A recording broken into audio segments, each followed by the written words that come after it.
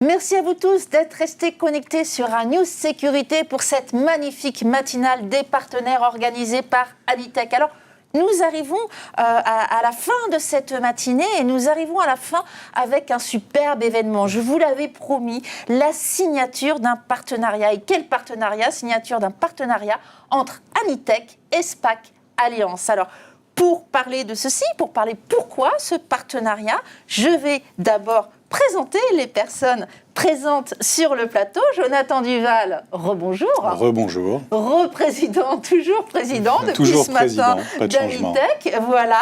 Et Michael Vangas, bonjour. Bonjour.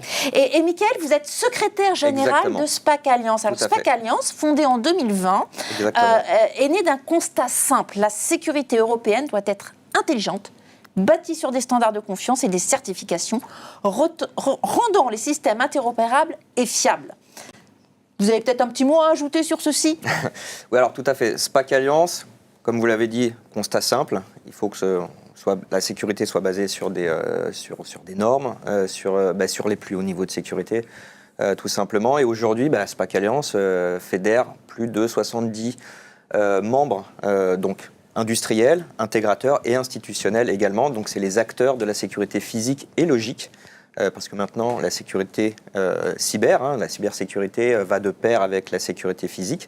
Et c'est une des missions qu'on a, c'est de justement faire le lien entre ces deux mondes qui étaient jusqu'à présent séparés et qui sont maintenant complètement liés, et notamment via le cadre réglementaire. Et vous œuvrez pour une souveraineté européenne. Tout à fait. Alors, pourquoi ce partenariat, Jonathan ?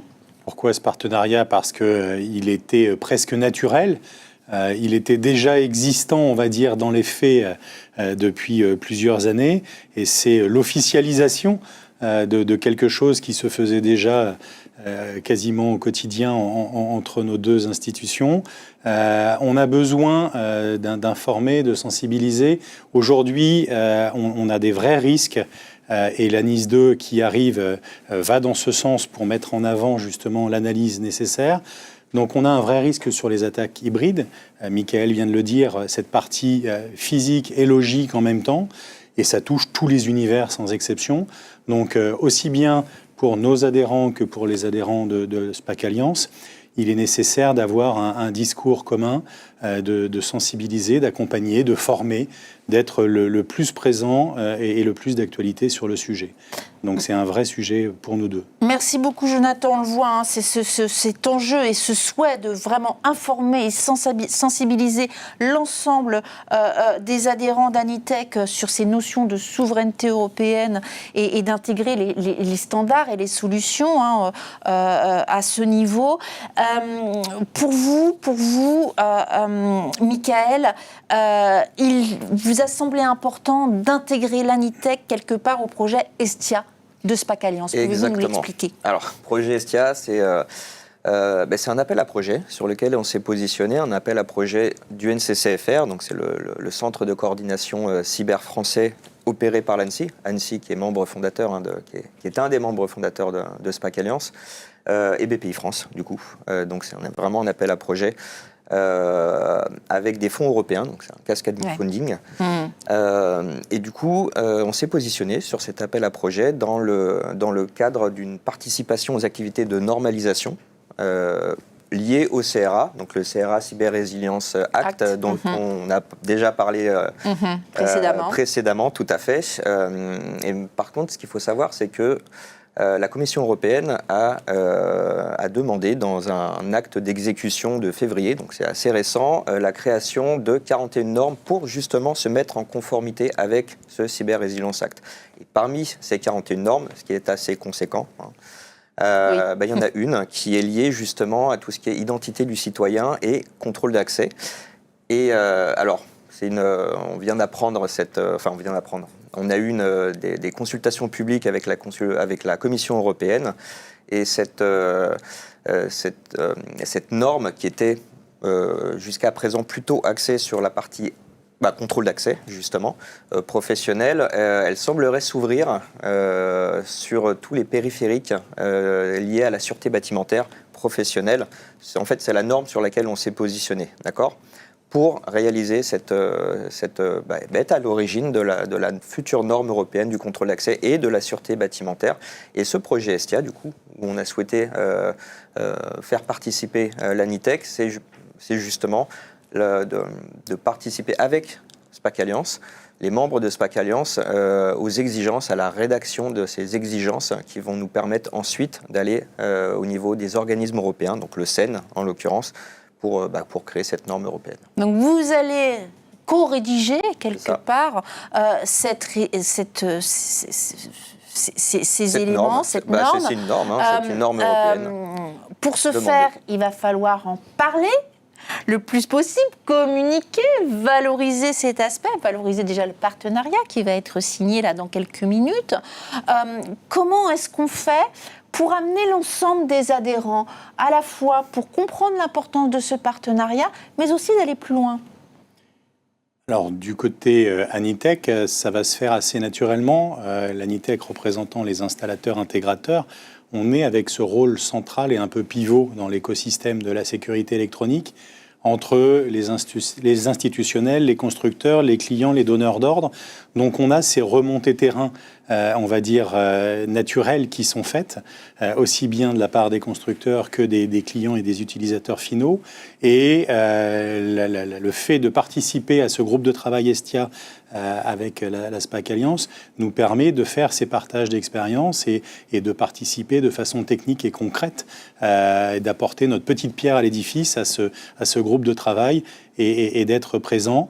Et en même temps, si on voit des choses qui peuvent justement apporter une amélioration et un point fort pour l'ensemble des intégrateurs, être présent pour les accompagner au quotidien, pour les faire monter en compétences.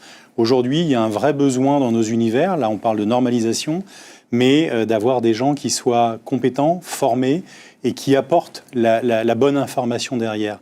Dans le cadre de la NIS 2, on va avoir un vrai rôle de conseil, encore plus important que celui qui a toujours été existant, et il est vraiment primordial que l'on soit présent sur ce terrain. Les travaux ont démarré ? Alors, les travaux ont démarré, et si je peux même compléter ce qu'a dit Jonathan. Bien sûr. Alors, c'est Patrice Ferrand de Mobotix qui l'a cité tout à l'heure, ce principe de chaîne de responsabilité. Effectivement, donc là, on parle d'une création de normes dans le cadre du CRA qui concerne surtout les industriels, parce que c'est les fabricants qui vont devoir se conformer aux exigences de cybersécurité demandées par le CRA, notamment à travers ces normes qu'on est en train de créer. Mais les intégrateurs, ils ont aussi, dans le cadre du CRA et de la NIS 2 également, une responsabilité, c'est-à-dire que les industriels, les industriels doivent se conformer aux exigences de cybersécurité. Les intégrateurs doivent ont la responsabilité de proposer des solutions et d'intégrer des solutions qui soient conformes au CRA.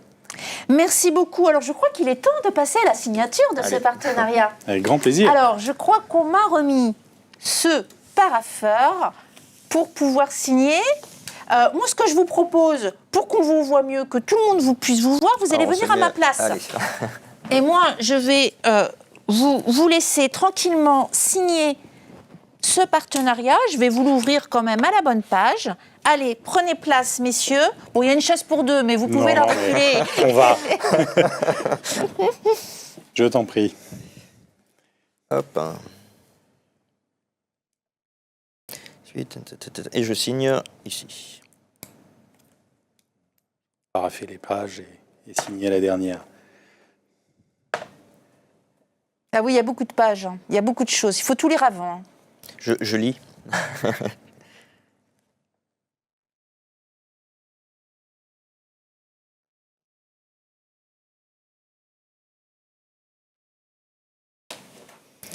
Merci.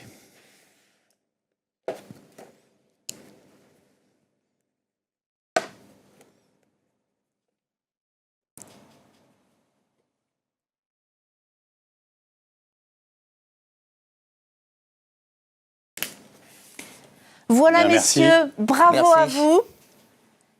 Ce partenariat est acté, signé devant l'ensemble des personnes présentes qui suivent l'émission ce matin et qui ont été présentes durant toute la matinale de l'Anitec. On ne peut que vous féliciter. On attend avec impatience les résultats de ces travaux. J'espère que du coup, vous reviendrez nous voir et expliquer ce que cela a donné et les bons résultats, j'en suis certaine. Merci à vous. Alors, il nous reste 2 minutes. Jonathan, je vous propose une petite conclusion de cette matinale organisée, je rappelle, par l'Anitec, dont vous êtes le président. Absolument. Merci Virginie pour cette animation tout au long de la matinée. Je pense que c'était une belle matinée riche pour tous, participants en présentiel ou à distance. Ça a remis en avant ce rôle clé et un peu central que j'évoquais tout à l'heure de l'Anitec et du rôle des intégrateurs, puisqu'on a eu une vision assez globale, on va dire, de l'écosystème ce matin, de l'univers de la sécurité, de la sûreté et des univers un peu parallèles ou périphériques. Donc on voit que c'est un univers qui est en évolution permanente, sur laquelle il y a besoin de suivre, d'être présent toujours au quotidien. Ça a été évoqué à plusieurs reprises tout au long de cette matinée, l'importance de la data, de la donnée, de l'intelligence artificielle, de comment on le fait, pourquoi on le fait et de quelle manière. Donc on voit que les enjeux sont importants et ce qu'on vient de dire encore avec Mickaël à l'instant vont dans ce sens. Donc il y a tout intérêt. Donc écoutez, je remercie déjà l'ensemble des participants de ce matin et des intervenants pour tout ce qui a été apporté. Et puis je nous donne rendez-vous pour la prochaine édition qui aura lieu le 4 décembre cette année et qui permettra, puisque vous le proposiez tout à l'heure, de faire un premier point d'étape sur les travaux de ce partenariat, entre autres, mais il y aura plein d'autres sujets d'ici là. Donc merci à tous et à très bientôt. Merci beaucoup, merci à vous deux. Merci Jonathan pour cette conclusion. Merci à vous tous de nous avoir suivis sur News Sécurité pour cette superbe matinale des partenaires Anitec. Et à très bientôt pour une nouvelle émission.